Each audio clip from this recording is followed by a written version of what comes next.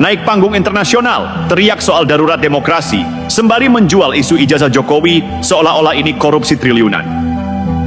Padahal semua sudah terjawab, otentik, legal, sah secara hukum. Tapi karena tak puas, dia main drama.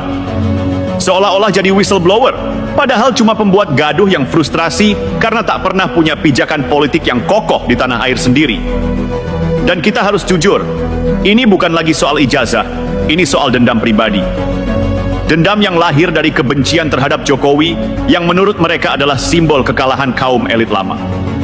Jokowi bukan dari elit Orba, bukan anak jenderal, bukan keturunan darah biru politik. Dan itulah yang tidak bisa diterima oleh mereka, bahwa seorang rakyat biasa bisa naik ke puncak kekuasaan tanpa izin dari kartel politik lama. Tifa dan Roy Suryo mewakili wajah paling picik dari oposisi putus asa. Mereka tidak memperjuangkan rakyat. Mereka memperjuangkan egonya. Mereka tidak memperjuangkan keadilan. Mereka memperjuangkan validasi dari luar negeri karena tidak lagi dipercaya oleh rakyat sendiri. Inilah bentuk paling hina dari aktivisme, menjual martabat bangsa ke mata asing hanya demi panggung sesaat. Dan lucunya, ketika dikritik, mereka bersembunyi di balik tameng kebebasan berpendapat. Mereka teriak anti-demokrasi saat dilawan, padahal merekalah yang membajak demokrasi menjadi arena manipulasi dan ilusi. Mereka lempar batu, tapi saat dibalas, mereka berteriak seolah menjadi korban. Roy Suryo mendadak jadi ahli metadata, Tifa jadi juru bicara dunia internasional. Tapi pertanyaannya sederhana, siapa yang beri mandat? Siapa yang minta tolong? Siapa yang percaya? Karena sejauh ini suara mereka hanya gaung kosong yang tak laku di dapur rakyat. Mereka bicara atas nama Indonesia yang menderita, padahal realitanya, rakyat tidak butuh pahlawan palsu yang hobi memalukan negaranya sendiri. Dan yang lebih busuk dari semuanya, mereka tahu hoax ini tidak berdasar, tapi mereka terus sebar. Kenapa? Karena mereka tidak peduli kebenaran. Mereka hanya peduli sensasi. Asal bisa menjatuhkan Jokowi, delegitimasi Prabowo Gibran, dan bikin gaduh negeri ini, itu sudah cukup. Ini bukan gerakan moral.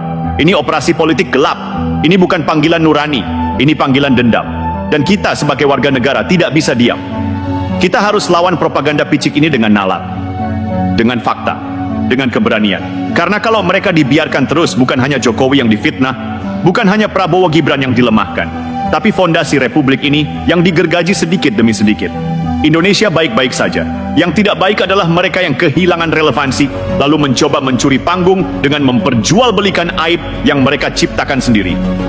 Coba kita bedah pelan-pelan. Apa motif sesungguhnya dari semua kegaduhan ini? Bukan demokrasi, bukan hak rakyat, bukan transparansi, tapi eksistensi politik murahan. Ketika panggung tak lagi tersedia lewat jalur resmi, mereka menciptakan panggung sendiri, lewat tuduhan, drama, dan hoaks berjilid-jilid.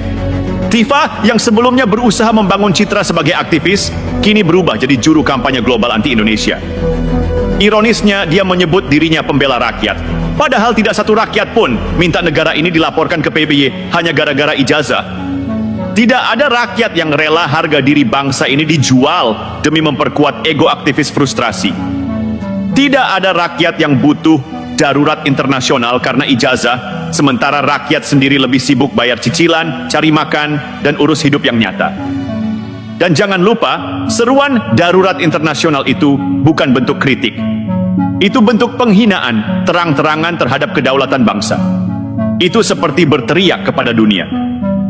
Kami tidak mampu menyelesaikan urusan rumah tangga sendiri, tolong intervensi kami seperti negara gagal.